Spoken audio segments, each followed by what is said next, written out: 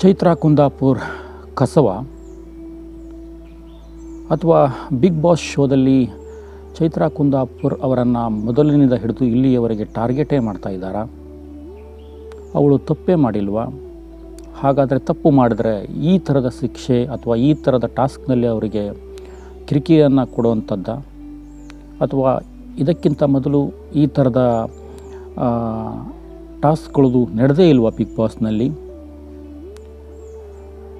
ಹೌದು, ಬನ್ನಿ ಪ್ರೇಕ್ಷಕ ಬಿಂದುಗಳೇ, ಇವತ್ತಿನ ನನ್ನ ಟಾಪಿಕ್ ಬಿಗ್ ಬಾಸ್ ಸೀಸನ್ 11ರ ನಿನ್ನೆಯ ಎಪಿಸೋಡ್. ಅಂದರೆ ಈ ವಿಡಿಯೋ ಮಾಡಬೇಕಾದ್ರೆ ಆಗಿರುವಂಥ ಅದರ ಹಿಂದಿನ ವಾರದ ಸಂಚಿಕೆಯ ಎಪಿಸೋಡ್ನ ಆಧಾರವಾಗಿಟ್ಟುಕೊಂಡು ವಿಡಿಯೋನ ಮಾಡ್ತಾಯಿದ್ದೀನಿ. ಯಾರೆಲ್ಲ ನನ್ನ ಮೊದಲು ಚಾನಲನ್ನು ವಿಸಿಟ್ ಕೊಟ್ಟಿದ್ದೀರಿ, ನನ್ನ ಚಾನಲನ್ನು ಸಬ್ಸ್ಕ್ರೈಬ್ ಮಾಡಿಕೊಂಡು ವಿಡಿಯೋ ನೋಡಿ, ಹಾಗೆ ಲೈಕ್ ಕಮೆಂಟ್ ಮಾಡೋದ್ರ ಜೊತೆಗೆ ಬೆಲ್ ಐಕನ್ನ ಒತ್ತಿಟ್ಕೊಳ್ಳಿ. ಯಾಕಂದರೆ ಮೊದಲು ವಿಡಿಯೋ ಅಪ್ಲೋಡ್ ಆದಾಗ ನಿಮ್ಮ ಹತ್ತಿರ ಅವು ಬಂದು ಮುಟ್ಲಿ ಅನ್ನೋ ಕಾರಣಕ್ಕೆ. ಹಾಗೆ ಆಲ್ರೆಡಿ ಯಾರೆಲ್ಲ ನನ್ನ ಮೊದಲೇ ಚಾನಲನ್ನು ಸಬ್ಸ್ಕ್ರೈಬ್ ಮಾಡ್ಕೊಂಡಿದ್ದೀರಿ ಅಂಥವರಿಗೆ ಒಂದು ಕಿವಿ ಮಾತು, ನನ್ನ ವಿಡಿಯೋ ಪೂರ್ತಿ ನೋಡಿ, ಶೇರ್ ಮಾಡಿ, ಲೈಕ್ ಮಾಡಿ, ಸಬ್ಸ್ಕ್ರೈಬ್ ಮಾಡ್ಕೊಂಡಿರ್ತೀರಿ, ನನಗೆ ಗೊತ್ತಿದೆ. ಬನ್ನಿ ಹಾಗಾದರೆ ವಿಡಿಯೋ ಶುರು ಮಾಡೋಣ. ಪ್ರೇಕ್ಷಕ ಬಿಂದುಗಳೇ, ನಿನ್ನೆಯ ಅಂದರೆ ಶನಿವಾರ, ಇವತ್ತು 23, ಅಲ್ಲಿಗೆ ಇವತ್ತು ಸೋಮವಾರ ನಾನು ಈ ವಿಡಿಯೋ ಮಾಡ್ತಿರ್ಬೇಕಾದ್ರೆ 21 ಮತ್ತು 22ರ ಮಧ್ಯ ಶನಿವಾರ ಮತ್ತು ಆದಿತ್ಯವಾರ ನಮ್ಮ ಕರುನಾಡ ಚಕ್ರವರ್ತಿ ಸುದೀಪ್ ಅವರು ವಾರದ ಸಂಚಿಕೆಯನ್ನು ಮಾಡಲಿಕ್ಕೆ ಬಿಗ್ ಬಾಸಿಗೆ ಎಂಟ್ರಿಯನ್ನು ತಗೊಳ್ತಾರೆ. ಎಂಟ್ರಿಯನ್ನು ತಗೊಂಡಾಗ ಅವರೇನು ನಾರ್ಮಲ್ಲಾಗಿ ಅವರ ಏನು ಪ್ರತಿ ವಾರದ ಸಂಚಿಕೆ ಏನಿರುತ್ತೆ ಅದೇ ರೀತಿಯಲ್ಲಿ ಅವರು ಬಂದು ತಮ್ಮ ಕೆಲಸವನ್ನು ಶುರು ಮಾಡ್ತಾರೆ. ಅದರಲ್ಲಿ ಆದಂತಹ ಒಂದು ಸಣ್ಣ ವಿಚಾರಗಳನ್ನು ನಿಮ್ಮ ಮುಂದೆ ಇಡಲಿಕ್ಕೆ ನಾನು ಬಂದಿದ್ದೀನಿ. ಎಲ್ಲರ ಜೊತೆಯಲ್ಲೇ ಅಲ್ಲಿ ಪ್ರತಿಸ್ಪರ್ಧಿಯಾಗಿ ಚೈತ್ರಾ ಕುಂದಾಪುರ್ ಕೂಡ ಇದ್ದಾರೆ. ಅವರು ನಮ್ಮ ಹಿಂದೂ ಕಾರ್ಯಕರ್ತರಲ್ಲಿ ಹೆಚ್ಚಿನ ಭಾವೈಕ್ಯತೆಯನ್ನು ನೀಡಿದಂಥವರು. ನಾನು ಪದೇ ಪದೇ ಹೇಳ್ತಾ ಇದ್ದೀನಿ, ಅವರು ಜೀವನದಲ್ಲಿ ಈ ಬಿಗ್ ಬಾಸ್ ಶೋಗೆ ಹೋಗುವ ಮೊದಲು ಏನಾಗಿತ್ತು ಏನಿಲ್ಲ ಅದರ ಪ್ರಶ್ನೆಯನ್ನು ನಾನು ಆಮೇಲೆ ವಿಚಾರವನ್ನು ಹೇಳ್ತೀನಿ. ಅದು ಅಗತ್ಯವಾಗಿ ಇಲ್ಲಿ ಬೇಕಾಗಿಲ್ಲ ಅಂತ ಅನಿಸುತ್ತೆ. ಅದು ಪ್ರತಿಯೊಬ್ಬರಲ್ಲಿ ನಡೀತಾ ಇದೆ. ಈಗ ಈ ಹಾಲಿ 3-4 ತಿಂಗಳಲ್ಲಿ ನೀವು ನೋಡಿರಬೇಕು, ಎಷ್ಟೋ ಜನ ದೊಡ್ಡ ದೊಡ್ಡ ಸೆಲಿಬ್ರಿಟಿಗಳು ಕೂಡ ಆ ವಾಸವನ್ನು ಅನುಭವಿಸಿದ್ದಾರೆ, ಅದರ ಕಿರಿಕಿರಿಯನ್ನು ನೋಡಿದ್ದಾರೆ. ಒಂದಿಷ್ಟು ಜನ ಕಾನೂನಿನ ಚೌಕಟ್ಟಿನಲ್ಲಿ ಹೊರಗಿದ್ದಾರೆ, ಒಂದಿಷ್ಟು ಜನ ಪೂರ್ತಿಯಾಗಿ ರಿಲೀಸಾಗಿ ಹೊರಗಿದ್ದಾರೆ. ಅದರ ಚರ್ಚೆ ಇಲ್ಲಿ ಬೇಡ. ಆದರೆ ನಿನ್ನೆಯ ದಿನ, ಶನಿವಾರದ ದಿನ ಯಾವುದೋ ಒಂದು ಹೆಚ್ಚಿನ ಟಾಸ್ಕ್ ಬರುತ್ತೆ. ಅದರಲ್ಲಿ ಒಂದು ಫೋಟೋದ ಮೇಲೆ ಕೆಳಗೆ ಮಾಡುವಂಥ ಟಾಸ್ಕ್ ಬರುತ್ತೆ. ಅದರ ಮಧ್ಯದಲ್ಲಿ ಸುದೀಪ್ ಅವರು ಏನೋ ಒಂದಿಷ್ಟು ಹೇಳ್ತಾರೆ. ಇಲ್ಲಿ ಚೈತ್ರಾ ಕುಂದಾಪುರ್ ಅವರಿಗೂ ಒಂದಿಷ್ಟು ಕಿವಿಮಾತನ್ನು ನಾವು ಹೇಳಬೇಕು. ನೀವು ಇಷ್ಟಪಟ್ಟು ಹೋಗಿದ್ದೋ ಅಥವಾ ಅವರು ಕರೆದಿಸಿಕೊಂಡು ನಿಮ್ಮನ್ನು ಒಳಗೆ ಸೇರಿಸಿಕೊಂಡಿದ್ದೋ, ನಿಮ್ಮ ಮತ್ತು ಕಲ್ಲರ್ಸ್ನ ಮಧ್ಯ ಯಾವ ರೀತಿಯ ಅಗ್ರಿಮೆಂಟ್ ಇದೆ ಅದು ನಮಗೆ ಗೊತ್ತಿಲ್ಲ. ಆದರೆ ನೀವು ಅಲ್ಲಿ ಹೋದಾಗ ಅಲ್ಲಿಯ ಒಂದಿಷ್ಟು ಗೇಮಿನ ರೂಲ್ಸ್ಗಳಿದ್ದಾವೆ, ಅದನ್ನು ನೀವು ಕರೆಕ್ಟಾಗಿ ಪಾಲನೆ ಮಾಡಬೇಕು.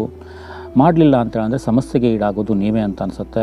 ಯಾಕಂತೇಳಂದರೆ ಅಲ್ಲಿ ನೀವು ಟಾಸ್ಕನ್ನು ಪೂರ್ತಿ ಮಾಡಿದಾಗಲೇ ಒಂದಿಷ್ಟು ಊಟಗಳು ಸಿಗೋದು ಅಥವಾ ಒಂದಿಷ್ಟು ಬೇಕಾದಂಥ ವ್ಯವಸ್ಥೆಗಳು ಸಿಗೋದು, ಅದನ್ನು ನೀವು ಮಾಡ್ಕೊಳ್ಬೇಕು. ಮತ್ತು ಕಿರಿಕಿರಿ ಅನುಭವಿಸಿದಾಗ ನೀವು ಊಟ ಮಾಡೋದಿಲ್ಲ, ಹಾಗೆ ಹೀಗೆ ಅಂತ ಹೇಳಿ ಹಾಸ್ಪಿಟ್ಲಿಗೆ ಪದೇ ಪದೇ ಹೋಗ್ತಾ ಇದ್ದರೆ ಶೋನಲ್ಲಿ ನಿಮಗೆ ವ್ಯಾಲ್ಯೂ ಇರೋದಿಲ್ಲ. ಹಾಗಾಗಿ ಈ ಥರದ ಪರಿಸ್ಥಿತಿ ಬಂತೋ ಏನೋ, ಅದು ಆಗಿರ್ಬೋದು, ನಾನಲ್ಲ ಅಂತ ಹೇಳೋದಿಲ್ಲ. ಆದರೆ ಅದಕ್ಕೆ ಈ ರೀತಿಯ ಟಾಸ್ಕ್ ಮಾಡಬೇಕಿತ್ತ ಅನ್ನೋದರ ಮೇಲೆ ನಾನು ಈ ಟಾಪಿಕನ್ನು ಮಾಡ್ತಾಯಿದ್ದೀನಿ. ನೀವು ಕೂಡ ಸ್ವಲ್ಪ ಬದಲಾಗಿ, ನೀವು ಮೊದಲು ಹೇಗೆ ಹಿಂದೂ ಸಾಮ್ರಾಟರ ಹುಲಿಯ ಥರ ಎಲ್ಲಿ ಗರ್ಜನೆಯನ್ನು ಮಾಡ್ತಾಯಿದ್ರಿ, ಅದನ್ನು ಸ್ವಲ್ಪ ಮರೆತಂತಿದೆ. ಅದನ್ನು ಮುಂದುವರಿಸಿ, ಒಳ್ಳೆಯದು ಕೆಟ್ಟೋದನ್ನ ನೋಡಲಿಕ್ಕೆ ಜನ ಇದ್ದಾರೆ, ಸಪೋರ್ಟಿಗೆ ಇದ್ದಾರೆ ಅಂತ ನಾನು ಹೇಳ್ತಾ ಈ ವಿಡಿಯೋನ ಶುರು ಮಾಡ್ತೀನಿ. ಸುದೀಪ್ ಅವರು ಈ ವಿಷಯವನ್ನು ಹೇಳ್ತಾರೆ ಅದ್ಲಿ ಬದಲಿ ಮಾಡಲಿಕ್ಕೆ. ಅದಕ್ಕಿಂತ ಮೊದಲು ಅವ್ರಿಗೇನೋ ಒಂದಿಷ್ಟು ಹೇಳ್ತಾರೆ, ಏನೋ ಒಂದು ಮಾತುಗಳನ್ನು ಹೇಳ್ತಾರೆ. ಈ ಥರ ನೀವು ಇರಬಾರ್ದು ಅಥವಾ ಮಾಡಬಾರ್ದು, ಹಾಗೆ ಹೀಗೆ ಅನ್ನುವಂಥದ್ದನ್ನ ಸ್ವಲ್ಪ ತಿದ್ದುಪಡಿ ಹೇಳ್ತಾರೆ. ಅವರು ಆ ಮಾತಿಗೆ ಭಾವುಕತೆಯಿಂದನೋ ಸಿಟ್ಟು ಮಾಡಿಕೊಂಡೋ ಅಥವಾ ಏನೋ ಒಂದು ವಿಷಯಕ್ಕೆ ನಾನು ಏನು ಅದ್ಲಿ ಬದಲಿ ಮಾಡುವಂತಹದ್ದೇನು ಟಾಸ್ಕ್ ಇತ್ತು ಅಲ್ಲಿ ಅವ್ರು ಹೇಳಿದ್ದು ಅದನ್ನು ಅವರು ಮಾಡೋದಿಲ್ಲ ಅಂತ ಹೇಳ್ತಾರೆ. ಮಾಡೋದಿಲ್ಲ ಅಂತೇಳಂದಾಗ ಸುದೀಪ್ ಅವರಿಗೆ ಒಂದಿಷ್ಟು ಸ್ವಲ್ಪ ಸಿಟ್ಟಿನ ಕೋಪ ಬರುತ್ತೆ. ಅಲ್ಲಿ ಅವರು ಹೇಳ್ತಾರೆ, ನೀವು ಯಾರಿಗೆ ಅಪಮಾನ ಮಾಡಿದರೂ ಸರಿ, ಆದರೆ ನನಗೆ ಅಪಮಾನ ಮಾಡಿಬಿಡಿ ಅನ್ನೋದನ್ನು ಖಡಾಖಂಡಿತವಾಗಿ ಚೈತ್ರಾ ಕುಂದಾಪುರ್ ಅವರಿಗೆ ಹೇಳ್ತಾರೆ. ಚೈತ್ರಾ ಕುಂದಾಪುರ್ ಯಾವಾಗ ನನಗೆ ಅಪಮಾನ ಮಾಡಬೇಡಿ ಅಂತ ಹೇಳ್ತಾರೋ ಆ ಕಾರಣದಲ್ಲಿ ಅದೇ ಟೈಮಿಗೆ ಎದ್ದು ನಿಂತು ನಾನು ಮುಂದುವರಿಸ್ತೀನಿ ಹಾಗಾದರೆ ಅಂತ ಹೇಳ್ತಾರೆ. ಅಲ್ಲಿ ಮತ್ತೆ ಈಗ ಯಾಕೆ ಮಾಡಲಿಕ್ಕೆ ಹೋಗ್ತಾ ಇದ್ದೀರಿ ಅಂತ ಸುದೀಪ್ ಅವ್ರು ಕೇಳಿದ್ರೆ, ನಿಮಗೆ ಅಪಮಾನ ಆಗತ್ತೆ ಅನ್ನೋದಾದರೆ ಇದನ್ನು ನಾನು ಮಾಡ್ತೀನಿ ಅಂತಾರೆ. ಆವಾಗ ಜೋರು ಮಾಡಿ ಕರ್ಕೊಂಡು ಬಂದು ಮತ್ತೆ ಕುರ್ಚಿ ಮೇಲೆ ಕುಂದಿರಿಸ್ತಾರೆ. ಇದು ಒಂದು ಭಾಗ ಆಗತ್ತೆ. ಆಮೇಲೆ ಎರಡನೇ ಭಾಗಕ್ಕೆ ಮತ್ತೆ ತಮ್ಮ ತಿರುವನ್ನು ಪಡ್ಕೊಂಡು ನಗುತ್ತಾ ಅದೇನೋ ಒಂದಿಷ್ಟು ಬದಲಾವಣೆಯನ್ನು ಮಾಡ್ತಾರೆ. ಮತ್ತೆ ಅವರ ಕೈಯಲ್ಲಿ ಈ ಟಾಸ್ಕನ್ನು ಮಾಡಿಸ್ತಾರೆ. ಇನ್ನು ಎರಡನೆಯ ಭಾಗವಾಗಿ ಜೈಲಿನ ವಿಷಯ ಬರುತ್ತೆ.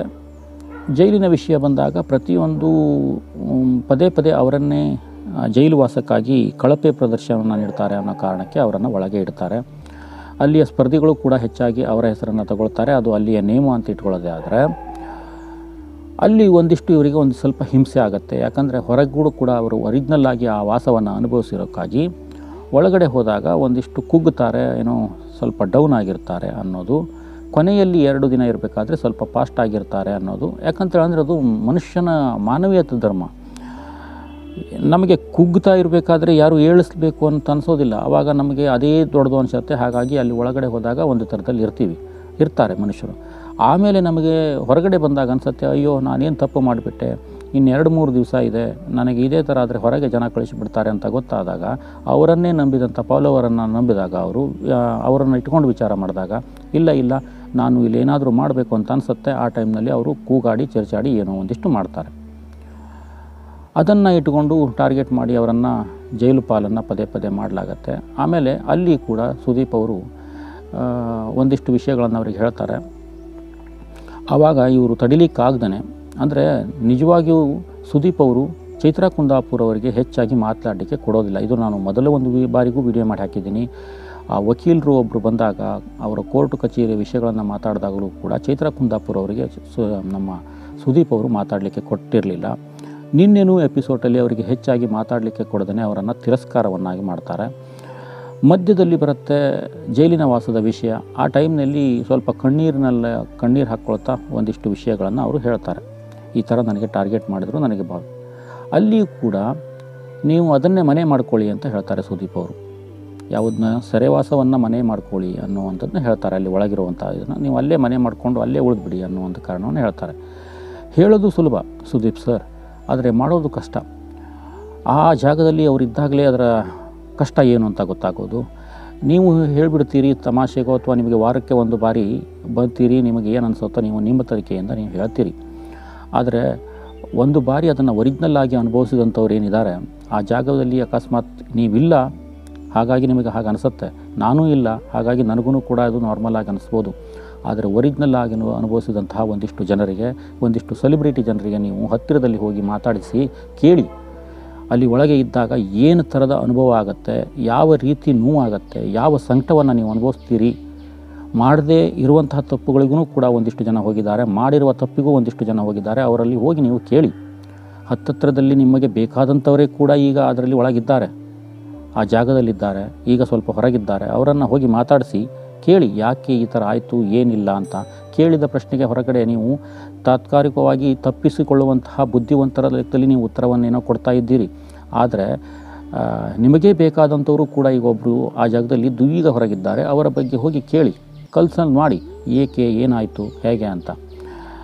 ಆವಾಗ ನಿಮಗೆ ಅಲ್ಲಿಯ ಸಂಕಟ ಏನು ಅಂತ ಗೊತ್ತಾಗುತ್ತೆ. ಹಾಗಾಗಿ ಮನೆಯನ್ನು ಮಾಡ್ಕೊಳ್ಳಿ ಅಂತ ಆ ಹೆಣ್ಣು ಮಗಳಿಗೆ ನೀವು ಹೇಳಿದಾಗ, ಒಳಗಿರೋದು ಅದು ನಾರ್ಮಲ್ ಒಂದು ನಾಟಕ ರಂಗದ ಕಾರಾಗೃಹ ಇರ್ಬೋದು, ಆದರೆ ಒರಿಜಿನಲ್ ಅನುಭವಿಸಿದ್ದಕ್ಕೆ ಅವಳಿಗೆ ಅದನ್ನು ಅವರು ಮ್ಯಾಚ್ ಮಾಡ್ಕೊಳ್ತಾರೆ. ನೀವು ಅದನ್ನೇ ಯಾಕೆ ತೋರಿಸ್ತಾ ಇದ್ದೀರಿ, ಹೇಳ್ತಾ ಇದ್ದೀರಿ? ಇದು ನಿಮಗೆ ಮೊದಲ ನನ್ನ ಪ್ರಶ್ನೆ. ಇನ್ನು ಎರಡನೆಯದ್ದಾಗಿ, ಮರುದಿನ ಮತ್ತೆ ನಿಮ್ಮ ಶೋ ಶುರುವಾಗುತ್ತೆ, ರವಿವಾರ. ಅಲ್ಲಿಗೆ ನಿನ್ನೆಯ ದಿನ, ಅಂದರೆ ಈ ವಿಡಿಯೋ ಮಾಡಲಿಕ್ಕೆ ಶುರು ಮಾಡೋದಕ್ಕಿಂತ ಹಿಂದಿನ ದಿನ, ಇವತ್ತು ಸೋಮವಾರ, ನಿನ್ನೆಯ ದಿನ. ಮಧ್ಯದಲ್ಲಿ ಮತ್ತೊಂದು ಟಾಸ್ಕ್ ಬರುತ್ತೆ. ಎಲ್ಲರನ್ನು ಕೂರಿಸಿಕೊಂಡು ನೀವು ಒಂದು ಟಾಸ್ಕನ್ನು ನಡೆಸ್ತೀರಿ. ಅದರಲ್ಲಿ ಆ ಕೈ ಹಾಕ್ಕೊಂಡು ಹೊಡೆಯುವಂಥದ್ದು, ಅದರಲ್ಲಿ ಅವರಿಗೂ ಒಂದು ಬಾರಿ ಬರುತ್ತೆ. ಅದು ನಾವು ನಾರ್ಮಲ್ ಆಗಿ ತೊಗೊಳ್ಬೋದು. ಮತ್ತೊಂದು ಕಸದ ಬುಟ್ಟಿಗೆ ಹಾಕುವಂಥ ಟಾಸ್ಕ್ ತೊಗೊಂಡು ಬರ್ತೀರಿ. ಅದು ಬಿಗ್ ಬಾಸ್ ಹೇಳಿಸಿದ್ದೋ ಅಥವಾ ಬಿಗ್ ಬಾಸ್ನ ನಿಯಮದಲ್ಲಿ ಮಾಡಿಸಿದ್ದೋ ಏನು ನಾ ಕಾಣೆ. ಆದರೆ ನನಗೆ ಅದು ಬಹಳಷ್ಟು ಕೀಳು ಅಂತ ಅನ್ನಿಸ್ತು. ಯಾರನ್ನಾದರೂ ಕಸ ಅಥವಾ ಕಸದ ಬುಟ್ಟಿಗೆ ಹಾಕೋದು ಅಂದರೆ ಅದು ಎಷ್ಟು ಸುಲಭ, ಹಾಗಾದರೆ ನಿಮಗೆ ಮತ್ತು ನಿಮ್ಮ ಟೀಮಿಗೆ ನನಗೆ ಅರ್ಥ ಆಗಲಿಲ್ಲ. ನಿಮಗೆ ಅಂತ ನಾನು ಯಾಕೆ ಹೇಳ್ತಿದ್ದೀನಿ ಅಂದರೆ, ನೀವು ಕೂಡ ಆ ಟೀಮಿನ ಒಂದು ಹಿಸ್ಸ ಅಂದರೆ ಭಾಗ. ನೀವು ಕೂಡ ಇದಕ್ಕೆ ಹೊಸಬರಲ್ಲ. ಅಂದರೆ ಉದಾಹರಣೆಗೆ ನಿಮಗೆ ಕ್ಲೀನ್ ಮಾಡಬೇಕು ಅಂದರೆ, ಬಿಗ್ ಬಾಸ್ ಒಳಗಡೆ ಏನು ಕಂಟೆಸ್ಟೆಂಟ್ ಇದ್ದಾರೆ ಅವರೂ ಕೂಡ ಈ ನೇಮದ ಎಗ್ರಿಮೆಂಟ್ನಲ್ಲಿ ಅವರು ಒಂದು 50 ಲಕ್ಷ ಗೆಲ್ಲಲಿಕ್ಕೋಸ್ಕರ ಒಂದು ಎಗ್ರಿಮೆಂಟ್ ಮಾಡ್ಕೊಂಡು ಒಳಗಿದ್ದರೆ, ನೀವು ಈ ಶೋನ ನಡೆಸ್ತೀನಿ ಅನ್ನೋ ಕಾರಣದಲ್ಲಿ ಎಗ್ರಿಮೆಂಟ್ ಮಾಡಿಕೊಂಡು ಅವರ ಅಧೀನದಲ್ಲಿದ್ದೀರಿ. ನೀವು ಕೂಡ ಅವ್ರು ಹೇಳಿದಾಗೆ ಮಾಡಬೇಕು. ಬಿಗ್ ಬಾಸ್ ಟೀಮ್ ಏನು ಹೇಳುತ್ತೋ ಅದನ್ನೇ ನೀವು ಮಾಡಬೇಕು. ಹಾಗಾಗಿ ನೀವು ಕೂಡ ಒಂದು ಕಂಟೆಸ್ಟೆಂಟೇ ಅಂತ ತಗೊಂಡ್ರೆ ನಾವಲ್ಲಿ, ನೀವು ಹಣಕ್ಕೋಸ್ಕರನೇ ಅಲ್ಲಿ ಕೆಲಸ ಮಾಡ್ತಿರೋದು.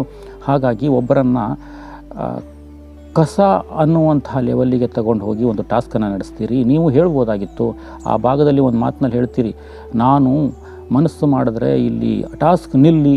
ಒಂದು ಕುರಿಗಾಯಿ ಹನುಮಂತ ಅವರು, ಚೈತ್ರಾ ಕುಂದಾಪುರ್ ಅವರು ಒಂದಿಷ್ಟು ಸಂಯೋಜಕರಾಗಿ ಒಂದು ಗೇಮನ್ನು ನಡೆಸ್ತಿರ್ತಾರೆ.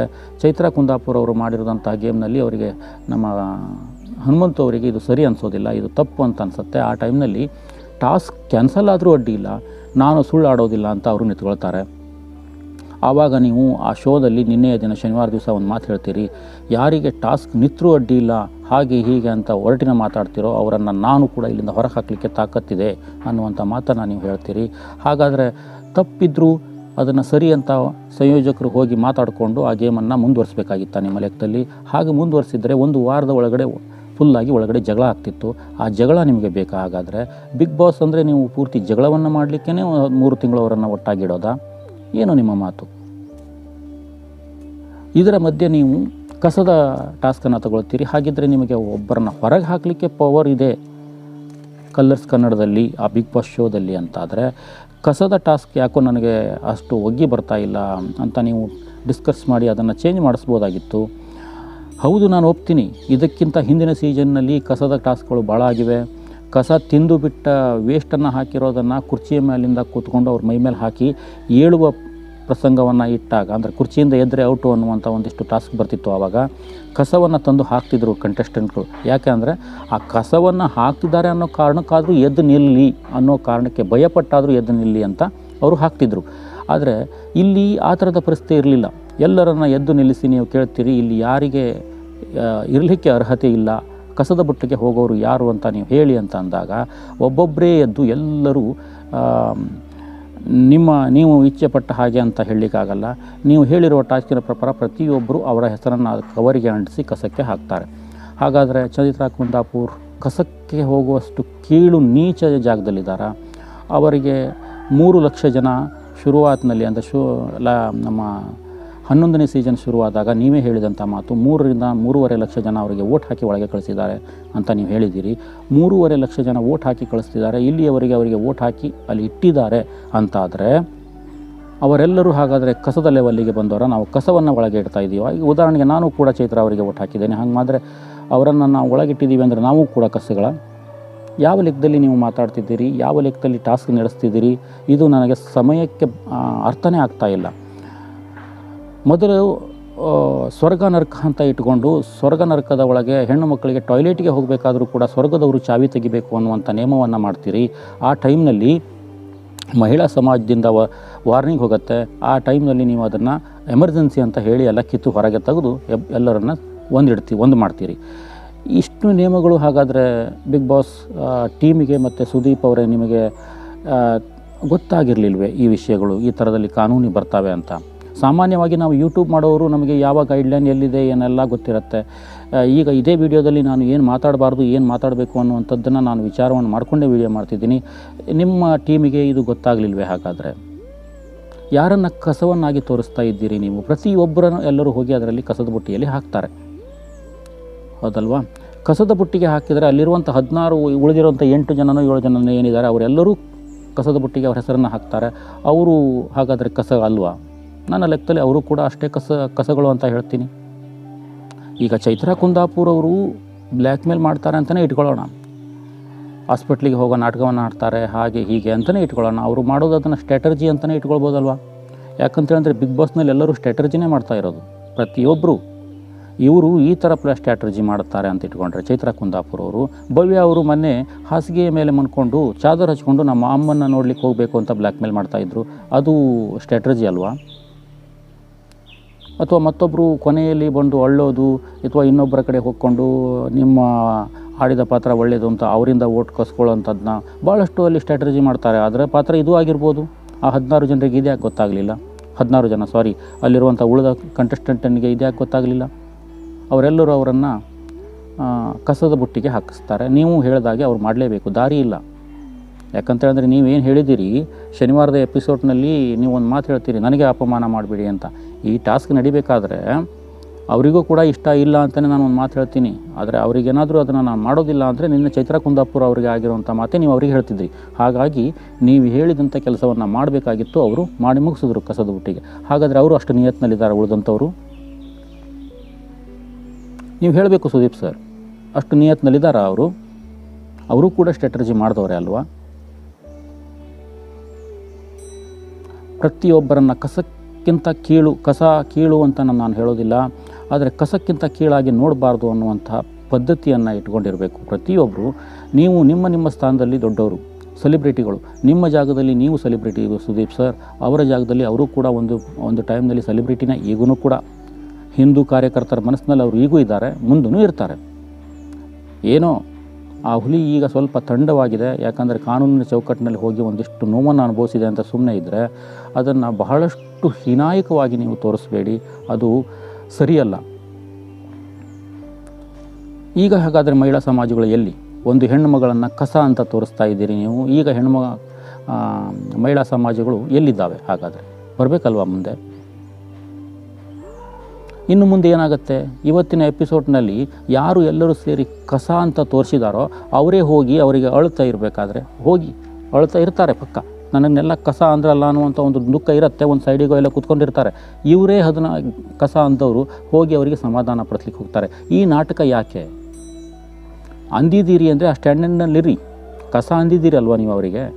ಅವ್ರನ್ನ ಕಸ ಅಂದಮೇಲೆ ಅವರು ಆ ನೋವನ್ನು ಅವ್ರು ಅನುಭವಿಸ್ತಾರೆ, ಅಳ್ತಾರೆ, ಏನೋ ಒಂದು ಮಾಡ್ತಾರೆ. ನೀವು ಅವರಿಗೆ ಮತ್ತೆ ಸಮಾಧಾನ ಪಡಿಸ್ಲಿಕ್ಕೆ ಹೋಗುವಂಥ ಅವತ್ತೇ ಇಲ್ಲ. ಆದರೆ ಇವತ್ತಾಗೋ ಎಪಿಸೋಡ್ನಲ್ಲಿ ಅದೇ, ಅವ್ರು ಕೂತ್ಕೊಂಡು ಏನೋ ಒಂದು ಸ್ವಲ್ಪ ಇದಾಗ್ತಿದ್ರೆ ಇವರೆಲ್ಲರೂ ಹೋಗ್ಕೊಂಡು ಆಗಿದ್ದಾಯಿತು ಅಂತ ಸುಧಾರಿಸ್ಲಿಕ್ಕೆ ಹೋಗ್ತಾರೆ. ಎಲ್ಲ ನಾಟಕ ಮಾಡ್ಕೋವಂಥ ಜಾತಿಯಲ್ಲಿದ್ದಾರೆ ಬಿಗ್ ಬಾಸ್ನಲ್ಲಿರೋರು. ಹಾಗಿದ್ರೆ ಅದು ನಾಟಕದ್ದೇ ಶೋ ಅಂತ ಅನಿಸ್ಲಿಲ್ವಾ? ಒಂದು, ನಿಮ್ಮ TRPಗೋಸ್ಕರ ನೀವು ಏನೇ ಮಾಡ್ತೀರಿ ಅದು ನಿಮಗೆ ಬಿಟ್ಟದ್ದು. ಒಂದು ಅಗ್ರಿಮೆಂಟ್ ಅಂತ ಇರುತ್ತೆ, ಆ ಅಗ್ರಿಮೆಂಟಿನ ಪ್ರಮಾಣ ಮಾಡ್ತಾ ಇದ್ದಾರೆ ಅಂತ ಹೇಳಬೇಕು. ನನಗನ್ಸುತ್ತೆ ಸುದೀಪ್ ಸರ್ ಇದನ್ನು ಟಾರ್ಗೆಟ್ ಮಾಡಿದ್ರು ಅಂತ. ಶನಿವಾರದ ಎಪಿಸೋಡ್ನಲ್ಲಿ ಏನೋ ಅವರಿಗೆ ಒಂದು ಕೆಲಸವನ್ನು ಹೇಳಿದ್ದಕ್ಕೆ ಮಾಡಲಿಲ್ಲ ಅನ್ನೋ ಕಾರಣಕ್ಕೆ ಬಿಗ್ ಬಾಸ್ ಟೀಮಿಗೆ ಹೇಳಿಸಿ ಇದೇ ಥರದ ಟಾಸ್ಕನ್ನು ತಗೊಂಡು ನೀನು ನನ್ನ ಮಾತಿಗೆ ವಿರೋಧ ವ್ಯಕ್ತಪಡಿಸಿದ್ದೀಯಾ, ಹಾಗಾಗಿ ನೀನು ಕಸಕ್ಕೆ ಸಮಾನ ಅಂತ ಅಲ್ಲಿರುವ ಎಲ್ಲರೂ ಕೈಯಲ್ಲಿ ನೀವು ಹಾಕ್ಸಿದ್ರಿ ಅಂತ ನಾನು ಹೇಳ್ತೇನೆ. ಆವಾಗ ನಿಮಗೆ ಏನು ಅನ್ನಿಸ್ಬೇಡ ಹೇಳಿ. ಈಗ ಉದಾಹರಣೆಗೆ ಇನ್ನೂ ಒಂದು ವಿಷಯ ಮುಂದೆ ಹೋಗಿ ನಾನು ಹೇಳಿದ್ರೆ, ನಿಮ್ಮನ್ನು ನಾನು ಸೋಷಿಯಲ್ ಮೀಡಿಯಾದಲ್ಲಾಗಲಿ ಅಥವಾ ಮತ್ತೊಂದು ಜಾಗದಲ್ಲಿ ಸುದೀಪ್ ಅವರು ಕಸಕ್ಕೆ ಸಮಾನ ಅಂತ ಏನಾದರೂ ನಾನು ಒಂದು ಮೆಸೇಜನ್ನು ಪಾಸ್ ಮಾಡಿಬಿಟ್ರೆ ಸರ್ ಬ್ರಹ್ಮಾಂಡ ಅಗಲು ಹೋಗುತ್ತೆ. ಅಷ್ಟು ಜನ ಕಿರಿಕಿರಿಯನ್ನು ಶುರು ಮಾಡ್ತಾರೆ. ಕಸಕ್ಕೆ ನೀವು ಸಮಾನರಲ್ಲ ಅಂತಾದಮೇಲೆ ಚೈತ್ರಾ ಕುಂದಾಪುರ ಅವರು ಕಸಕ್ಕೆ ಸಮಾನ ಹೇಗಾಗ್ತಾರೆ? ಅವರು ಕೂಡ ಒಂದು ಸೆಲೆಬ್ರಿಟಿನೇ ಒಂದು ಟೈಮ್ನಲ್ಲಿ. ಪ್ರತಿಯೊಬ್ಬರಿಗೂ ಅವ್ರದ್ದೇ ಸೆಲ್ಫ್ ರೆಸ್ಪೆಕ್ಟ್ ಅಂತಿರುತ್ತೆ. ಈಗ ಸುದೀಪ್ ಸರ್, ನಿಮಗೆ ಒಂದು ಮಾತು ಹೇಳಿದಾಗ ಅಪಮಾನ ಆಗೋಯ್ತು, ನೋವಾಗೋಯ್ತು, ಜನರ ಮಧ್ಯೆ ನೀವು ನನಗೆ ಅಪಮಾನವನ್ನು ಮಾಡಬೇಡಿ ಅಂತ ಒಂದು ಡೈರೆಕ್ಟಾಗಿ ಅವರಿಗೆ ವಾರ್ನಿಂಗ್ ಕೊಡ್ತೀರಿ. ಆದರೆ ನೀವು ನಿಮ್ಮ ಟೀಮು ಅಲ್ಲಿರುವಂಥ 16 ಜನರನ್ನು ಟಾರ್ಗೆಟ್ ಮಾಡಿ ಅಪಮಾನವನ್ನು ಮಾಡಿ ಏನು ಮಾಡಿದರೂ ಓಕೆ, ಯಾಕಂದರೆ ಅಗ್ರಿಮೆಂಟ್ ಮಾಡ್ಕೊಂಡಿರ್ತಾರೆ ಅಂತ. ನನಗಂತೂ ಇದು ಹುಚ್ಚಾಟ ಅಂತ ಅನಿಸುತ್ತೆ. ಜನ ಯಾಕೆ ಹೋಗ್ತಾರೆ ಬಿಗ್ ಬಾಸಿಗೆ ನನಗೆ ಅರ್ಥ ಆಗಲ್ಲ. ಜನ ಯಾಕೆ ನೋಡ್ತಾರೆ ನನಗೆ ಬಿಗ್ ಬಾಸನ್ನು ಅರ್ಥ ಆಗಲ್ಲ. ಈಗೀಗ ನನ್ನ ಒಬ್ಬರು ಅಲ್ಲಿ ಬೇಕಾದವರು ಇದ್ದಾರೆ, ನೋಡೋಣ ಅಂತ ನಾನು ಕೂಡ ಒಂದು ಸ್ವಲ್ಪ ಮಧ್ಯದಲ್ಲಿ ನೋಡ್ತೀನಿ, ದಿನ ನೋಡೋದಿಲ್ಲ. ಆದರೆ ನನಗೆ ನೋಡ್ದಿದ್ರು ನಾನು ಸೋಷಿಯಲ್ ಮೀಡಿಯಾದಲ್ಲಿ ಒಂದಿಷ್ಟು ಪ್ಲಾಟ್ಫಾರ್ಮ್ಗಳಲ್ಲಿ ಆ ವೀಕ್ಷಣೆಯನ್ನು ಅವ್ರಿಗೆ ಅಂದಿದ್ದನ್ನು ಮತ್ತಿದ್ದನ್ನು ನೋಡ್ತೀನಿ. ಹಾಗಾಗಿ ನನಗೂ ಕೂಡ ಎಲ್ಲದೂ ಗೊತ್ತಾಗತ್ತೆ. ಬೇಕಾಗಿತ್ತ ಇಂಥದ್ದು ಶೋಗಳು ಅಂತ ನನಗನ್ಸುತ್ತೆ. ಹಾಗೆಯೇ ನೀವು ವೋಟಿಂಗ್ ಮೇಲೆ ನಾವು ಇಡ್ತೀವಿ ಅಂತೀವಿ. ಟಿ ವಿಯಲ್ಲಿ ಬರುವಂಥ TRPಗೆ ಹೋಗುವಂತಹ ಯಾವುದೇ ಶೋದ ವೋಟಿಂಗ್ಗಳು ಆಗ್ತಾವಂತ ನಾನು ನಂಬೋದಿಲ್ಲ. ನಿಮಗೆ ಯಾರು ಬೇಡ ಅಂತ ಅನಿಸುತ್ತೋ ಅವರನ್ನು ಹೊರಗೆ ತೆಗಿತೀರಿ, ನಿಮಗೆ ಯಾರು ಬೇಕು ಅಂತೀರಿ ಅವರನ್ನು ಇಟ್ಕೊಳ್ತೀರಿ. ಹಾಗೇನಾದರೂ ನೀವು ವೋಟಿಂಗೇ ಆಗ್ತಾ ಇದ್ದರೆ ಪ್ರತಿಯೊಬ್ಬರದು ಪ್ರತಿದಿನ ಮೇಲ್ಬದಿಗೆ ಕಲರ್ಸ್ ಚಾನಲಲ್ಲಿ ಅಕಸ್ಮಾತ್ ಬಿಗ್ ಬಾಸ್ ಬರ್ತಾಯಿದೆ ಅಂದಮೇಲೆ ಮೇಲ್ಬದಿಗೆ ಯಾರ್ಯಾರಿಗೆ ಎಷ್ಟೆಷ್ಟು ವೋಟ್ ಬರ್ತಾಯಿದೆ ಅನ್ನೋದನ್ನು ನೀವು ಲೈವ್ ತೋರಿಸ್ಬೋದಾಗಿತ್ತು. ಅಥವಾ ಪ್ರತಿಯೊಂದು ಶೋದು, ನಾನು ಇದೇ ಒಂದು ಶೋ ಅಂತ ಹೇಳ್ತಾ ಇಲ್ಲ, ಪ್ರತಿಯೊಂದು ಶೋದು ಲೈವ್ನಲ್ಲಿ ನೀವು ಮೆಸೇಜ್ ಹಾಕಿಸ್ಬೋದು ಇಂಥವ್ರಿಗೆ ಇಷ್ಟು ವೋಟ್ ಬೀಳ್ತಾ ಇದೆ ಅಂತ. ವೋಟ್ ಬೀಳುವಂಥದ್ದು ಒಂದನ್ನು ಯಾರಿಗೂ ತೋರಿಸೋದಿಲ್ಲ, ಆದರೆ ಇಂಥವ್ರಿಗೆ ಇಷ್ಟು ವೋಟ್ ಬಿದೆ ಅಂತ ನಾವು ಹೇಳ್ತೀರಿ, ಅದನ್ನು ನಾವು ನಂಬಬೇಕು. ಜುಜ್ಬಿ ಎಲ್ಲೋ ಒಂದಿಷ್ಟು ಜನ ಹೆಸರಿಗೆ ಒಂದಿಷ್ಟು ವೋಟ್ ಹಾಕಿರ್ತಾರೆ, ಅವ್ರು ಏನು ತಿಳ್ಕೊಳ್ತಾರೆ ಅಂದರೆ ನಾನು ಹಾಕಿದ್ದೀನಿ ಅಂತ, ಅವ್ರು ಹಾಕಿದ್ದಾರೆ ಅಂತ ನಾನು. ಕರ್ನಾಟಕದಲ್ಲಿರುವಂಥ 6 ಕೋಟಿ ಜನ ಮಳ್ಳಾಗ್ತಾ ಇದ್ದೀವಿ, ನಾವು ವೋಟ್ ಹಾಕ್ತಿದ್ದೀವಿ ಅಂತ. ಹಾಕೋರು ಎಲ್ಲೋ ಒಂದು ಹೆಸರಿಗೆ ಇದ್ದವ್ರು ಒಂದಿಷ್ಟು ಜನ ಹಾಕ್ತಿರ್ಬೋದು, ಆದರೆ ನೀವು ವೋಟ್ ಆಗತ್ತೆ ಅಂತ ನಾನು ನಂಬೋದಿಲ್ಲ. ನಿಮಗೆ ಯಾರು ಬೇಕೋ, ಬಿಗ್ ಬಾಸ್ನಲ್ಲಿ ಎಷ್ಟು ಜಗಳವನ್ನು ಮಾಡ್ತಾರೋ, ಎಷ್ಟು ಹೋರಾಡ್ತಾರೋ ಅಂಥವ್ರನ್ನು ನೀವು ಇಡ್ತೀರಿ, ಇಲ್ಲ ಇದ್ದರನ್ನ ಹೊರಗೆ ತೆಗಿತಾ ಇದ್ದೀರಿ. ಇದು ಪ್ರತಿಯೊಂದು ಶೋದಲ್ಲಾಗತ್ತೆ. ಬೇಡ ಸುದೀಪ್ ಸರ್, ಇದು ನೋವಿನ ಸಂಗತಿ. ಯಾರನ್ನು ದುಷ್ಟವಾಗಿ ಕಾಣಬಾರ್ದು, ಯಾರನ್ನು ಕೀಳಾಗಿ ಕಾಣಬಾರ್ದು. ಪ್ರತಿಯೊಬ್ಬರಿಗೂ ಅವರದ್ದೇ ಆದಂತಹ ಮಾನದಂಡಗಳಿರ್ತವೆ. ಯಾವುದೋ ಒಂದೊಂದು ಅಲ್ಲಿರುವಂತಹ ಒಂದಿಷ್ಟು ಜನ ಪ್ರತಿಯೊಬ್ಬ ರಂಗದಲ್ಲಿ, ಒಬ್ಬರು ಕಲಾವಿದರ ರಂಗದಲ್ಲಿ, ಮತ್ತೊಬ್ಬರು ಯೂಟ್ಯೂಬ್ ರಂಗದಿಂದ, ಮತ್ತೊಬ್ಬರು ಫಿಲ್ಮಿನ ರಂಗದಿಂದ, ಮತ್ತೊಂದಿಷ್ಟು ಜನ ಹೋರಾಟದ ರಂಗದಿಂದ, ಇನ್ನೊಂದಿಷ್ಟು ಜನ ಮತ್ತೊಂದು ಭಾಗದಿಂದ ಬಂದು ಅಲ್ಲಿ ಇದ್ದಾರೆ. ಅವರಿಗೆ ಆದಂಥ ಮಾನದಂಡಗಳಿದ್ದಾವೆ. ಆ ಮಾನದಂಡಗಳನ್ನು ಯಾಕೆ ಕೆಳಗೆ ಮಾಡ್ತೀರಿ ನೀವು ಟಾಸ್ಕಿನ ಮುಖಾಂತರ? ನನಗೆ ಈಗ ಅನಿಸೋದು ಏನು ಗೊತ್ತಾ, ನಮ್ಮ ಹಿಂದೂ ಕಾರ್ಯಕರ್ತರು ಅಂದರೆ ಚೈತ್ರಾ ಕುಂದಾಪುರ ಅವರಿಗೆ ಯಾರನ್ನು ಕಸ ಅಂದರು, ಚೈತ್ರಾ ಕುಂದಾಪುರ ಅವರಿಗೆ ಕಸ, ನೀವು ಕಸದಿಂದ ಹೊರಗೆ ಹೋಗಬೇಕು ಅಂತ ಅಲ್ಲಿರುವಂಥ ಬಾಕಿ ಕಂಟೆಸ್ಟೆಂಟ್ ಕಸದ ಬುಟ್ಟಿಗೆ ಹಾಕಿದ್ರು. ಯಾವ ಚೈತ್ರಾ ಕುಂದಾಪುರಿಗೆ ಎಲ್ಲರೂ ಸೇರಿ ಕಸ ಅಂದರು, ಅದೇ ಕಸಕ್ಕೆ ನಾನು ಹೇಳ್ತಿದ್ದೀನಿ, ಅದೇ ಕಸ ಅಂದ ಚೈತ್ರಾ ಕುಂದಾಪುರ ಅವರಿಗೆ ಕೈಯಲ್ಲೇ ಕಪ್ಪು ಹೋಗಬೇಕು. ಆ ಕೈಯನ್ನು ಸುದೀಪ್ ಅವರೇ ಎತ್ತು ನಿಲ್ಲಬೇಕು. ನಾನು ಒಂದು ಟೈಮ್ನಲ್ಲಿ ಕಸ ಅಂದಿದ್ದೆ, ಇದೇ ಕಸಕ್ಕೆ ನೋಡಿ ಕಪ್ಪು ಬಂದಿದೆ ಅಂತ. ಅದನ್ನು ನಾವು ನೋಡಬೇಕು. ನನ್ನ ವಿಡಿಯೋ ಯಾರು ನೋಡ್ತಾ ಇದ್ದೀರಿ ಪ್ರತಿಯೊಬ್ಬರು ಕೂಡ, ನಾನು ಈಗೂ ನಂಬೋದಿಲ್ಲ ಇದು ವೋಟ್ನಿಂದನೇ ಶೋ ನಡೆಯುತ್ತೆ ಅಂತ. ಹಾಗೇನಾದರೂ ಅಕಸ್ಮಾತ್ ನಿಜವಾಗೂ ವೋಟ್ನಿಂದ ನಡೆಯುತ್ತೆ ಅಂತ ಆದರೆ ಎಲ್ಲರೂ ಯಾರ್ಯಾರಿದ್ದೀರಿ ಬಿಗ್ ಬಾಸ್ ನೋಡೋರು ಅದರಲ್ಲಿ ಎಲ್ಲರೂ ಹೆಚ್ಚಾಗಿ ಚೈತ್ರಾ ಕುಂದಾಪುರ ಅವರಿಗೆ ವೋಟ್ ಹಾಕಿ ಅವರ ಕೈಯಲ್ಲೇ ಕಪ್ಪು ಹೋಗಬೇಕು. ಹಿಂದೂ ಜನರಿಗೆ ಹೆಚ್ಚಾಗಿ ಹೇಳ್ತಾ ಇದ್ದೀನಿ ನಾನು, ಅವ್ರ ಕೈಯಲ್ಲಿ ಯಾರನ್ನು ಕಸ ಅಂದಿದ್ದಾರೋ ಆ ಕಸ ಅಂದಿರುವಂಥ ಹೆಣ್ಣು ಮಗಳಿಗೇ ಕಪ್ಪು ಸಿಗಬೇಕು. ಕಪ್ಪು ಸಿಗಬೇಕು, ಹಣನೂ ತೊಗೊಂಡು ಅವಳಿಂದ ಹೊರಗೆ ಬರಬೇಕು. ಅದರಿಂದ ಅವರು ಮತ್ತೆ ಗಟ್ಟಿಯಾಗಬೇಕು. ಗಟ್ಟಿಯಾಗಿ ಹಿಂದೂ ಜನರ ಪರವಾಗಿ ನಿಂತ್ಕೊಂಡು ಸಮಾಜದಲ್ಲಿ ಮತ್ತೆ ಭಾಷಣಕ್ಕೆ ರೆಡಿ ಆಗಬೇಕು. ಅದನ್ನು ನೀವು ಮಾಡ್ತೀರಿ ಅಂತ ನಾನು ತಿಳ್ಕೊಂಡಿದ್ದೀನಿ. ಪ್ರೇಕ್ಷಕ ಬಿಂದುಗಳೇ, ಹೇಳ್ತಾ ಹೋದರೆ ಮಿತಿ ಮೀರಿ ಹೋಗುತ್ತೆ. ಮೊದಲಿನಿಂದ ಹಿಡಿದು ಬಿಗ್ ಬಾಸ್ ಸೀಸನ್ 11ರಿಂದ ಯಾವಾಗ ಚೈತ್ರಾ ಕುಂದಾಪುರ ಬಂದಿದ್ದಾರೋ ಆವಾಗಲಿಂದ ಹಿಡಿದು ಇಲ್ಲಿಯವರೆಗೆ ಅವರನ್ನು ಟಾರ್ಗೆಟೇ ಮಾಡ್ತಾ ಇದ್ದಾರೆ ಪ್ರತಿಯೊಂದು ವಿಷಯದಲ್ಲಿ. ಮೊದಲು ಆ ವಕೀಲ್ ಸಾಹೇಬರು ಬಂದರು, ಅವರನ್ನು ಕೋರ್ಟು ಕಚೇರಿ ಅನ್ನೋವರೆಗೂ ಮಾತಾಡಿದರು, ಬೇಕಾದ ಒಳಗೆ ಹೋಗೋಳು ಅಂತ ಅಂದರು. ಆದರೂ ಕೂಡ ಚೈತ್ರಾ ಅವರಿಗೆ ಮಾತಾಡಲಿಕ್ಕೆ ಕೊಡ್ದೇ ಆ ಪುಣ್ಯಾತ್ಮನಿಗೆ ಟಿ ವಿಯಲ್ಲಿ ಮಾತಾಡಿಸ್ತಾರೆ ಬಿಗ್ ಬಾಸ್ ಟೀಮ್. ಈಗ ಹೊರಗಡೆ ಬಂದು ಅವನು ಸೆಲೆಬ್ರಿಟಿ ಆಗಿದ್ದಾರೆ, ಯಾರು ವಕೀಲರು, ಒಳಗಿಟ್ಟು ನಮ್ಮ ಚೈತ್ರಾ ಕುಂದಾಪುರ ಅವರನ್ನು ಡೌನ್ ಮಾಡ್ತಾ ಇದ್ದಾರೆ. ಹಾಗಂತ ಅವರನ್ನು ಹೊರಗೆ ಬರೋದು ಒಳಗೆ ತರೋದು ಅವ್ರದ್ದೊಂದು ನಿಯಮ. ಆ ನಿಯಮಕ್ಕೆ ಇವರು ಕೂಡ ಸಿಗ್ನೇಚರ್ ಹಾಕಿರ್ತಾರೆ. ನಾನು ಚೈತ್ರಾ ಕುಂದಾಪುರ ಅವರಿಗೆ ಹೇಳ್ತಿದ್ದೀನಿ ಈಗೂ ಕೂಡ, ನೀವು ಖುದ್ದು ಫೋನ್ ಮಾಡಿ ಅಲ್ಲಿಗೆ ಹೋಗಿ ಸೇರಿಕೊಂಡ್ರೋ ಅಥವಾ ಅವರೇ ನಿಮ್ಮನ್ನು ಬರಮಾಡಿಸ್ಕೊಂಡ್ರೋ ನನಗೆ ಗೊತ್ತಿಲ್ಲ, ಜನರಿಗೂ ಗೊತ್ತಿಲ್ಲ. ಆದರೆ ಹೋದಲ್ಲಿ ಒಂದು ಡೈಲಾಗನ್ನು ನೀವು ಹೇಳ್ತೀರಿ, ನನ್ನ ಗುರುಗಳು ಹೇಳಿದ್ದಾರೆ, ಯಾವ ಜಾಗದಲ್ಲಿ ನನಗೆ ಮಾನವಿಲ್ವೋ ಆ ಮಂಟಪದಲ್ಲಿ ಇರಬೇಡಿ, ಕೆಳಗೆ ಇಳಿದು ಹೋಗಿ ಅಂತ ಹೇಳಿದ್ದಾರೆ ಅಂತ. ಅದೇ ಟೈಮ್ನಲ್ಲಿ ನೀವು ಹೇಳಿ ಹೊರಗಡೆ ಬಂದಿದ್ದರೆ ಒಂದಿಷ್ಟು ಮಾನವಾದರೂ ಉಳಿತಿತ್ತು. ಚೈತ್ರಾ ಕುಂದಾಪುರ ಅವರೇ, ಒಳಗಡೆ ಉಳಿದು ನೀವು ನಿಮ್ಮ ಮಾನವನ್ನು ಹರಾಜಿಗೆ ಹಾಕ್ಕೊಳ್ತಾ ಇದ್ದೀರಿ. ನಿಮ್ಮ ಮಾನ ಅಂದರೆ ಮಾನವೀಯತೆ ಹೊರಗಡೆ ಇರುತ್ತೆ, ಜನರ ಮುಂದೆ ಒಂದು ಸೆಲ್ಫ್ ರೆಸ್ಪೆಕ್ಟ್ ಅಂತಿರುತ್ತೆ, ಅದನ್ನು ನೀವು ಡೌನ್ ಮಾಡ್ಕೊಳ್ತಾ ಇದ್ದೀರಿ. ಆದರೂ ನಾವು ಮಾತ್ರ, ನಾವು ಅಂತೇಳಂದರೆ ನಾವು ಹಿಂದೂ ಹೇಳ್ತಿದ್ದೀವಿ ನಿಮ್ಮನ್ನು ಬಿಡೋದಿಲ್ಲ ಅಂತ. ಆದರೆ ನಾನು ಖುದ್ದಾಗಿ ನಾನು ಒಬ್ಬ ನಿಮ್ಮ ಹತ್ರ ಜೊತೆಲಿ ಹೇಳ್ತೀನಿ, ನನ್ನ ಕೈಯಲ್ಲಾದಷ್ಟು ಓಟ್ ಹಾಕಿ ಉಳಿಸ್ಲಿಕ್ಕೆ ಪ್ರಯತ್ನ ಪಡ್ತೀನಿ. ಇನ್ನು ಬಾಕಿ ನನ್ನ ಹಿಂದೂ ಸಮಾಜದವರು ಏನು ಮಾಡ್ತಾರೆ ಅವರಿಗೆ ಬಿಟ್ಟಿದ್ದು. ನಾನು ಇಲ್ಲಿಂದ ಅವರಿಗೆಲ್ಲರಿಗೂ ಕಳಕಳಿಯ ಮನವಿ ಮಾಡ್ತಾಯಿದ್ದೀನಿ. ಇಲ್ಲಿ ಸಮಾಜವನ್ನು ಎತ್ತಿ ಹಿಡಿಯೋದಲ್ಲ, ಒಂದು ಹೆಣ್ಣುಮಗಳನ್ನು ಕಸ ಅಂತೇಳಂದಿರುವಾಗ ಆ ಕಸದ ಕೈಯಲ್ಲಿ ಕಪ್ಪು ಕೊಡಬೇಕಲ್ವ.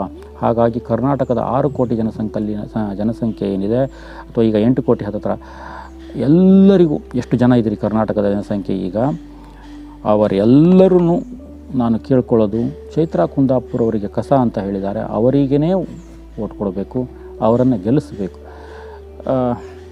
ಹಾಗಂತ ಅಲ್ಲಿರೋರು ಬಾಕಿಯವರನ್ನು ಗೆಲ್ಲಿಸಬೇಡಿ ಅಂತ ಹೇಳಲ್ಲ, ಯಾಕಂದರೆ ಅವರವರಿಗೆ ತಕ್ಕ ಹಾಗೆ ಇಲ್ಲಿ ಅಭಿಮಾನಿಗಳಿದ್ದಾರೆ. ನನಗೆ ಚೈತ್ರಾ ಕುಂದಾಪುರ ಸರಿ ಅನಿಸಿದ್ರೆ ಮತ್ತೊಬ್ಬರಿಗೆ ಅವರು ಸರಿ ಅನಿಸ್ತಾರೆ. ಇಲ್ಲಿ ನಾನು ಆಟದ ನಿಯಮವನ್ನು ವಿರೋಧ ಮಾಡ್ತಿಲ್ಲ. ಆಟದ ನಿಯಮಗಳನ್ನು ಆಟಕ್ಕಾಗಿ ಮಾಡ್ತಿದ್ದಾರೆ ಸರಿ, ಆದರೆ ನಿಯಮವನ್ನು ಸ್ವಲ್ಪ ಬದಲಾವಣೆ ಮಾಡ್ಕೊಳ್ಬೇಕಿತ್ತು ಅಂತ. ನೀವು ಮೈಮೇಲೆ ಕಸವನ್ನು ಹಾಕಲಿಕ್ಕೆ ಹೋದಾಗ ಎದ್ದೇಳ್ತಾರೆ ಭಯಕ್ಕೆ ಅನ್ನೋ ಕಾರಣಕ್ಕೆ ಅದನ್ನು ಮಾಡ್ತಾರಂತ ಹೇಳ್ಬೋದು. ಆದರೆ ಯಾರು ಕಸ ಇಲ್ಲಿಂದ ಹೊರಗೆ ಹೋಗಬೇಕು ಅಂತ ಹೇಳಿದಾಗ ಇದು ಸ್ವಲ್ಪ ಅಡಚಣೆಯನ್ನು ಉಂಟು ಮಾಡುತ್ತೆ. ನಾನು ಅಕಸ್ಮಾತ್ ಮತ್ತೆ ಯಾರನ್ನೋ ಕಸ ನೀವು ಅಂತ ಹೇಳಿದರೆ ಸುಧಾರಿಸ್ಕೊಳ್ತೀರಾ ಸುದೀಪ್ ಸರ್? ಸುಧಾರಿಸ್ಕೊಳ್ಳೋದಿಲ್ಲ. ಹಾಗಾಗಿ ಚೈತ್ರಾ ಕುಂದಾಪುರ ಅವರನ್ನು ನೀವು ಕಸ, ನಿಮ್ಮ ಟೀಮು ಬಿಗ್ ಬಾಸ್ ಟೀಮ್ ಕಸ ಅಂತ ತೋರಿಸಿದ್ದು ನನಗೆ ಇಷ್ಟ ಆಗಲಿಲ್ಲ. ಹಾಗಾಗಿ ಈ ವಿಡಿಯೋ ಮಾಡಲಿಕ್ಕೆ ನನಗೆ ಮಾಡಬೇಕು ಅಂತ ಅನ್ನಿಸ್ತು. ಹಾಗಾಗಿ ಮಾಡಿ ಹಾಕ್ತಾಯಿದ್ದೀನಿ. ನನ್ನ ಪ್ರೇಕ್ಷಕ ಬಿಂದುಗಳಿಗೆಲ್ಲರಿಗೂ ಒಂದು ಸಣ್ಣ ರಿಕ್ವೆಸ್ಟು, ಈ ವಿಡಿಯೋ ಇಷ್ಟ ಆಗಿದ್ದರೆ ಶೇರ್ ಮಾಡಿ, ಲೈಕ್ ಮಾಡಿ, ಕಮೆಂಟ್ ಮಾಡಿ, ಹಾಗೆಯೇ ಸಬ್ಸ್ಕ್ರೈಬ್ ಮಾಡ್ಕೊಳ್ಳಿ ನಮ್ಮ ಚಾನಲನ್ನು ಅಂತ ಹೇಳ್ತಾ, ಮುಂದೆ ಮತ್ತೊಂದು ವಿಡಿಯೋದ ಜೊತೆ ಸಿಗೋವರೆಗೂ ಈ ರಾಘವೇಂದ್ರ ಕೃಷ್ಣ ಶೇಟ್ ಕಡೆಯಿಂದ ನಿಮಗೆ ನಮಸ್ಕಾರಗಳು. ಹಾಗೆಯೇ ಇನ್ನೊಂದು ಬಾರಿ ಹೇಳ್ತಾ ಇದ್ದೀನಿ, ಯಾವ ಹೆಣ್ಣು ಮಗಳಿಗೆ ಹೊರಗೆ ಹೋಗಲಿಕ್ಕೆ ಕಸ ನೀನು ಅಂತ ಅಲ್ಲಿರುವಂಥ ಒಳಗಿರುವಂಥ ಕಂಟೆಸ್ಟೆಂಟ್ ಹೇಳ್ತಾರೋ, ಹಾಗೆಯೇ ಬಿಗ್ ಬಾಸ್ ಟೀಮ್ ಹೇಳುತ್ತೋ, ಜೊತೆಗೆ ಸುದೀಪ್ ಸರ್ ಸೇರಿ ಕೊನೆಯಲ್ಲಿ ಹೋಗಬೇಕಾದ್ರೆ ಮತ್ತೊಂದು ಮಾತಂತಾರೆ ಅವರು, ಹೇಳೋದು ಹೇಳಿದ್ದೀವಿ, ಎಲ್ಲರೂ ನಿರ್ಣಯವನ್ನು ಹೇಳಿದ್ದಾರೆ, ಇನ್ನು ನೀವು ತಗೊಳ್ಳೋದು ಬಿಡೋದು ನಿಮಗೆ ಬಿಟ್ಟಿದ್ದು ಅಂತ. ತಗೊಳ್ಳೋದು ಅವರಿಗೆ ಬಿಟ್ಟಿದ್ದು. ಅದನ್ನು ತಿಳಿದುಕೊಂಡು ಈಗೇನಾದರೂ ನಾವು ಒಂದು ಫೋನ್ಗೇನು ಮಾಡಿ ಹೇಳೋಣ ಅಂತಂದರೆ, ನಾವು ಹೇಳಿದಂಥ ಮಾತನ್ನು ಇವರು ಮೊದಲು ಚೆಕ್ ಮಾಡ್ತಾರೆ, ಆಮೇಲೆ ಅದನ್ನು ಹೋಗಿ ಅಲ್ಲಿ ಮುಟ್ಟಿಸೋದಿಲ್ಲ. ಅವರಿಗೆ ಯಾವ ಲೆಕ್ಕದಲ್ಲಿ ಬೇಕೋ ಆ ಥರದಲ್ಲಿ ನಾವು ಹೇಳಿದಂಥ ಮೆಸೇಜ್ ಇದ್ದರೆ ಅಲ್ಲಿಗೆ ಹೋಗಿ ಮುಟ್ಟಿಸ್ತಾರೆ. ಎಲ್ಲ ಒಂಥರ ಸ್ಕ್ರೀನ್ ಪ್ಲೇ ಇದು. ಅವರೇ ಒಳಗೆ ಅದನ್ನು ತಿಳ್ಕೊಂಡು ಸ್ಟ್ರಾಂಗ್ ಆಗಿ ಎದ್ದು ನಿಂತು ನಾನು ಹುಲಿ ಅನ್ನೋದನ್ನು ತೋರಿಸ್ಬೇಕು. ಅವರು ಹೇಳ್ತಾರೆ ಪದೇ ಪದೇ, ಅದನ್ನು ಅವರು ಮಾಡ್ತಿಲ್ಲ ಅನ್ನೋದು ಸ್ವಲ್ಪ ಬೇಜಾರು ನಮಗೂ ಇದೆ. ಇದಾಗಿತ್ತು ಇವತ್ತಿನ ವಿಡಿಯೋ. ಹೇಳ್ತಾ ಹೋದರೆ ಭಾಳ ಇದೆ. ಧನ್ಯವಾದಗಳು. ನಮಸ್ಕಾರ.